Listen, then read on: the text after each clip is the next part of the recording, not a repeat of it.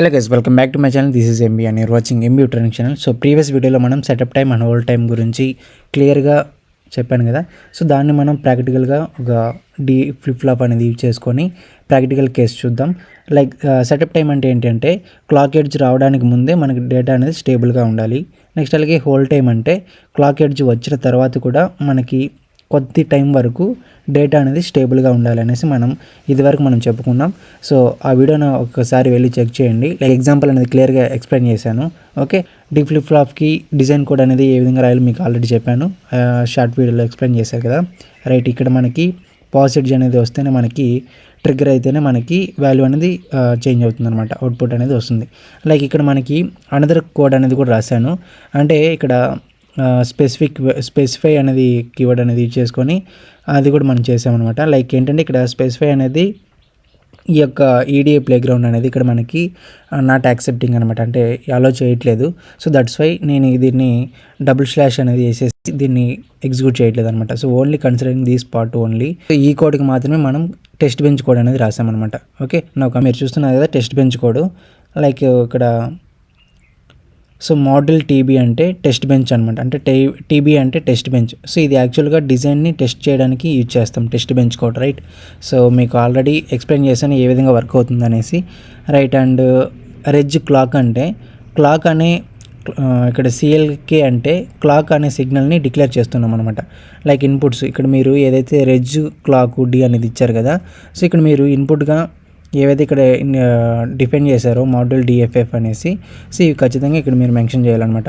So ఇక్కడ వేరేటి mention చేసేసి ఇక్కడ వేరేటి మెన్షన్ చేశారనుకోండి మనకి అవుట్పుట్ అనేది జనరేట్ అవ్వదు అనమాట. ఓకే, సో నెక్స్ట్ రెజ్ అనేది ఎందుకు యూజ్ చేస్తామంటే మనం టెస్ట్ బెంచ్లో వాల్యూని మాన్యువల్గా చేంజ్ చేస్తాం. రైట్, అండ్ రెజ్ డి అంటే డి ఇన్పుట్ డేటా అనమాట. ఓకేనా, అండ్ ఫ్లిప్ ఫ్లాప్ని మీరు అనలైజ్ చేశారు కదా, వాటి యొక్క ట్రూత్ టేబుల్ అనేది ఏ విధంగా వర్క్ అవుతుంది, వే ఫార్మ్స్ అనేటివి మీరు డిజిటల్ ఎలక్ట్రానిక్స్ చేసుకునేటప్పుడు I hope you will learn that concept I think.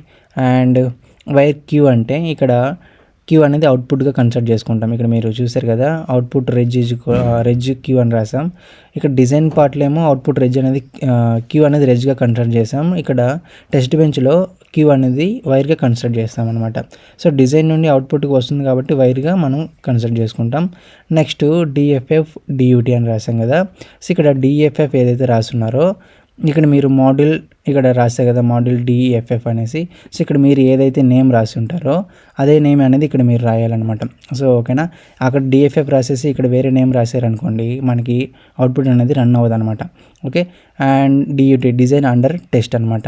And ఇది ఇక్కడ ఏదైతే రాశారో డాట్ క్లాక్ బ్రాకెట్లో క్లాక్ అనేసి, సో ఇది వరకు మనం వేరే విధంగా చెప్పాం అవునా. అంటే అది ఎలాగ అంటే లైక్ ఇలా చెప్తున్నాను నేను ప్రీవియస్గా నేను ఎక్స్ప్లెయిన్ చేసినప్పుడు కోడ్. సో దాంట్లో ఏంటంటే అది పొజిషనల్ మ్యాపింగ్ అనమాట. ఓకేనా, సో ఇప్పుడు మనం ఇక్కడ రాసినది ఏదైతే ఉంటుందో ఇది పోర్ట్ కనెక్షన్ అనమాట. అంటే డీ ఫ్లిప్ ఫ్లాప్ మోడ్యూల్ని ఇన్స్టాంటియేట్ చేస్తున్నాం అనమాట. అంటే డియూట్ అంటే design under test and dot CLK bracket CLK అంటే టెస్ట్ బెంచ్ సిఎల్కేని డిజైన్ సిఎల్కేకి కనెక్ట్ చేస్తున్నాం. డాట్ డి బ్రాకెట్లో డి అంటే ఇక్కడ ఇన్పుట్ కనెక్టర్ అనమాట.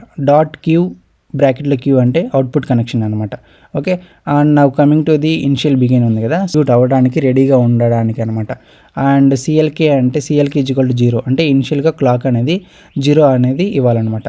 అండ్ ఈ యొక్క బ్లాక్ని ఎండ్ చేసాం. సో ఈ ఇనిషియల్ బ్లాక్ని నెక్స్ట్ అలాగే ఆల్వేస్ బ్లాక్ని ఈ విధంగా ఎందుకు చేసామనేది మీకు తెలిస్తే కామెంట్ చేయండి. అండ్ మీకు తెలియకపోతే అంటిల్ ద వీడియో అనేది లాస్ట్లో చూడండి, అంటే లాస్ట్ వరకు చూసిన తర్వాత మీకు అర్థమవుతుంది.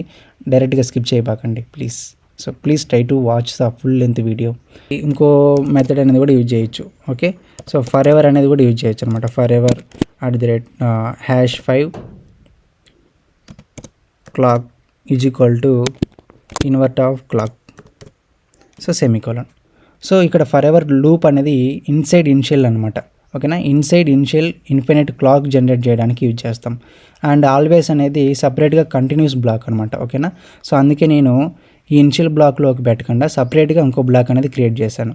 ఓకేనా, సో అదే ఫర్ ఎవర్ అయితే అది ఇనిషియల్ బ్లాక్లోకి వేసేయచ్చు అనమాట. అది ఎందుకనేది మీకు లాస్ట్లో చెప్తాను. Until then do watch full length video. Okay, and initial begin అనేది అయింది. సో తర్వాత ఇనిషియల్ బిగిన్ అని రాసాం కదా, ఇనిషియల్ బిగిన్ అంటే మెయిన్ స్టిమ్యులేషన్ అనేది బ్లాక్ అనేది స్టార్ట్ అవుతుంది. సో ఇప్పుడు ఇక్కడ అప్లై చేస్తాం. లైక్ ఏంటంటే డాలర్ డంప్ ఫైల్ అంటే ఇక్కడ వేవ్ ఫామ్ని ఫైల్ క్రియేట్ చేస్తుంది అనమాట. అంటే మనకి ఈడిఎఫ్ ప్లేగ్రౌండ్లో మన అవుట్పుట్ ఇక్కడ మనం క్లియర్ చేసాం కదా ఇక్కడ. సో ఓపెన్ ఈపీడబ్ల్యూ వేవ్ అనేది రావాలి కదా. So that's why we are using this statement అనమాట. అండ్ డంప్ వర్స్ 1,0 అని రాశాను. సో ఇక్కడ ఇదివరకు చెప్పాను ప్రీవియస్ వీడియోలో 0 ఇస్తే ఎలా వస్తుంది, 1 ఇస్తే ఎలా వస్తుంది అనేసి మీకు క్లియర్గా వేవ్ ఫామ్ అనేది చూపించాను, రైట్. సో ఇక్కడ సిగ్నల్స్ని వేవ్ ఫామ్లో రికార్డ్ చేయడానికి టీబీ మోడల్ని ఇక్కడ సిగ్నల్స్ని అన్నీ సేవ్ చేస్తుంది అనమాట. ఓకే. And d = 0. సో ఇనిషియల్గా వాల్యూస్ అనేటివి ఇచ్చాం. Okay. So initial values we are giving here as a d = 0. అంటే స్టార్టింగ్లో డేటా అనేది 0 అనమాట. ఓకేనా. అండ్ మీకు ఇక్కడ వేవ్ ఫామ్ కూడా కనబడుతుంది, you can observe here. So like ఇప్పుడు చూపిస్తాను. సో ఇక్కడ ఈపీడబ్ల్యూ నేను ఆల్రెడీ రన్ చేశాను కదా. సో ఈపీడబ్ల్యూ మీద ఓపెన్ చేసినట్లయితే కదా. సో ఇక్కడ మీరు చూస్తున్నారు కదా, ఇనిషియల్ వాల్యూస్లో d = 0 అనేది ఇచ్చాం కోడ్లో, రైట్. సో కోడ్లో d = 0 ఇచ్చినప్పుడు స్టార్టింగ్ డేటా అనేది 0 కదా. సో తర్వాత 2 సెకండ్స్ అనమాట. ఇది 0 నుంచి 10 సెకండ్స్ మధ్యలో ఈ యొక్క పీరియడ్ ఆఫ్ టైంలో డేటా అనేది 0 ఉంది ఫస్ట్ 0 సెకండ్స్లో. అండ్ 0 నుంచి 2 సెకండ్స్కి వచ్చిన తర్వాత మనకి d = 1 అయింది. ఓకేనా. సో తర్వాత d = 1 అయింది అంటే 2 నానో సెకండ్స్ అనేది వెయిట్ చేసింది అనమాట. ఓకేనా. అండ్ మీరు సపరేట్గా కోడ్ అనేది కూడా చూడండి. లైక్ నేను డైరెక్ట్గా వేవ్ ఫామ్ అనేది చెప్తున్నాను, ఎక్స్ప్లెయిన్ చేస్తున్నాను.